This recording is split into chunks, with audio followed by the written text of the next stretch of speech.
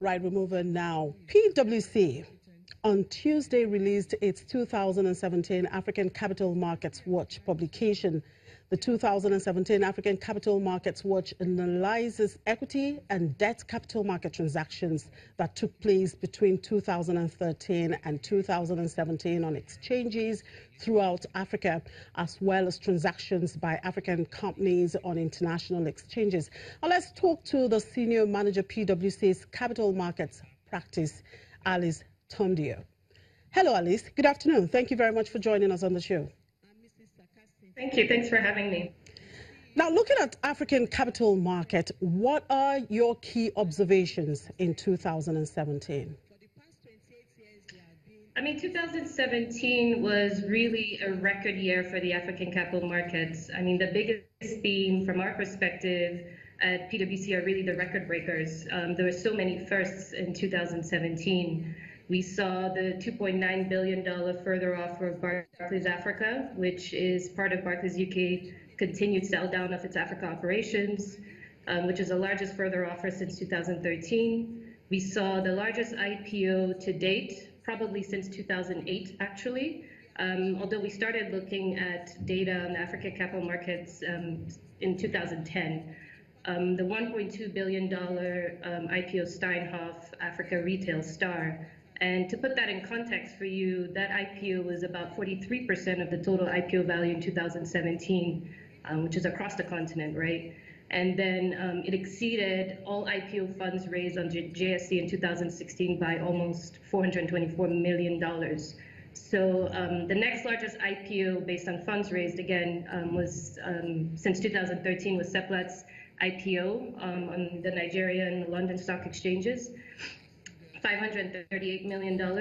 Half of that was actually raised in the European market. So the Star IPO is really a good story of the liquidity that actually exists in the continent, and I argue it's actually probably a really good story for Africa.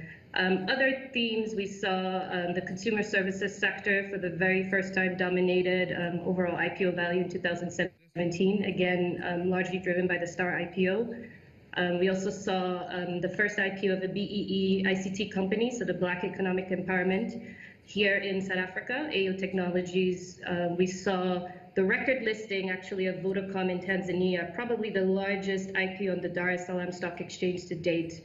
As you may know, in 2016, I believe, the Tanzanian government passed a finance bill requiring telco companies to list. So Vodacom was the first. I believe they raised about $212 million. We also saw the first primary listing on the JSE of a Zimbabwean company, Brainworks. Other trends we mentioned in our report include, for example, the continued privatization of government shares through the capital markets, which is really important in building debt. So on the BRVM, we saw the Cote d'Ivoire government sold down its shares in NSIA Bank. We saw the Rwandan government sell down its shares in INM Bank on the Rwandan Stock Exchange. So, so really overall good story from an equity capital markets perspective. On the debt side, as we mentioned in our report, we don't really look at local currency activity, which is quite fundamental for Africa, but we hope to cover that next year. The data is a little bit elusive on that. But from a cross-border perspective, Eurobonds, African corporates raised $7.5 billion in 2017. That's a 68% increase from 2016 in terms of value. And in volume, it's about 110% increase. Again, a lot of first-time issuers in 2017, including Helios Towers Africa. So overall, a really good year for the capital markets in Africa in 2017. In your report, you noted that local currency debt capital markets in Africa is quite large, but challenging because of lack of adequate data. How should this challenge be resolved? Yeah, yeah, as I mentioned, well, first of all, PwC, as a matter of choice, we obtain most of our data on the capital markets from Dealogic. You may know that we have similar publications as our Africa Capital Markets Watch in the US environment, the European market, Asian market, and actually globally as well. So it's really important for us that we be consistent in the source of our data. Second, what that means is Our data comes from Dealogic, which is based in London and skewed towards activity in the West. But then fundamentally, I think it's really important to understand the nature of the debt markets globally and specifically in the African context, which is actually quite similar to the Asian context, probably Southeast Asia and probably South America as well. Most American and European companies really issue Eurobonds, and it's, for argument's sake, a single large market. And the competition is high, and so the banks are incentivized to submit their data to financial platforms such as Dealogic, Bloomberg, S&P, right? But in the African context, the local currency debt markets are largely dominated by government issuances and banks. So locally, we all know the activity on the Nigerian market, for example, and there's really no incentive or there's really no pull to put that kind of information in financial platforms such as Dealogic, because we know the activity locally. So what that means for us at PwC for our report is we have to go to every single jurisdiction and get that information. So it's important for that to be complete and accurate, and that takes time and effort. So hopefully we'll cover that next year. So it's not necessarily a challenge. I think for us, we want to put this in a global context. We want people to know the size of the domestic local currency market in Africa. So we want to get this out on platforms such as Dealogic. So hopefully next year we'll cover it. Now, can you speak to Nigeria specifically? What are the key findings?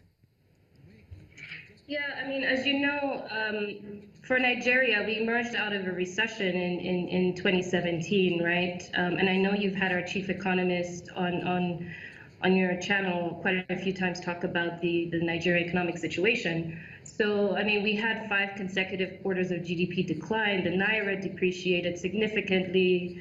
I mean, economic activity slowed down. So in times like that, the capital markets are the first to feel the brunt. We saw foreign portfolio investment drop by almost 70% between 2015 and 2016. There were no IPOs as in new funds raised, right? We had some technical listings and introductions, but there were no IPOs in 2016 and 2017. And that's really driven by the economic condition, right? However, I mean, even though there were no IPOs, we definitely saw a pickup in 2017 in further offers, and there was quite some activity as well in the secondary market and in the debt capital markets. So, for example, foreign portfolio investment increased by almost 3 times between 2016 and 2017. And that's also largely driven by the CBN's introduction of the I&E window, right? So that shows some renewed interest by foreign portfolio investors in Nigerian corporates, which is great news for 2017. And although most of those funds were really towards money market instruments, we saw 6 further offers in the Nigerian market. So we had existing listed companies that went into the market and raised new funds. And they raised, I believe, about $418 million.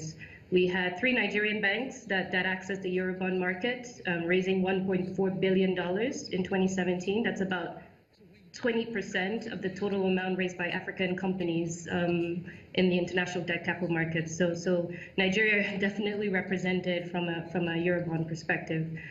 So I think overall there's a pickup in activity. We strongly believe that the outlook for the Nigerian market is quite positive, and we're quite optimistic about 2018 and beyond. All right, Alice. ASEA is meeting for the year in Kenya sometime in April. In just a few seconds, what should the CEOs of African capital market be discussing at this meeting? Well, I mean, I think the challenges on the African capital markets are not new, and I think it's top of mind for the CEOs of the various African stock exchanges. I mean, under Oscar's leadership, Oscar Onyema, the current CEO of the Nigerian Stock Exchange, who's also the CEO of the ASEA, there's a lot of there's great projects that they've taken up. For example, the African Linkages project with the African Development Bank, which is really an initiative that will help resolve various issues, including liquidity, allowing cross-border trading, among so many other things. Individually, the exchanges are not as, the breadth and depth is not there, but combined, We can definitely achieve a lot more if we allow cross-border trading, for example, cross-listing. So I think there's nothing new that we would highlight necessarily. All right, thank you very much for your time, Alice. Alice Tomdio is a senior manager at PwC's capital markets practice. We'll take a break, and when we come back, a look at Global Banking Outlook report by EY. To stay with us.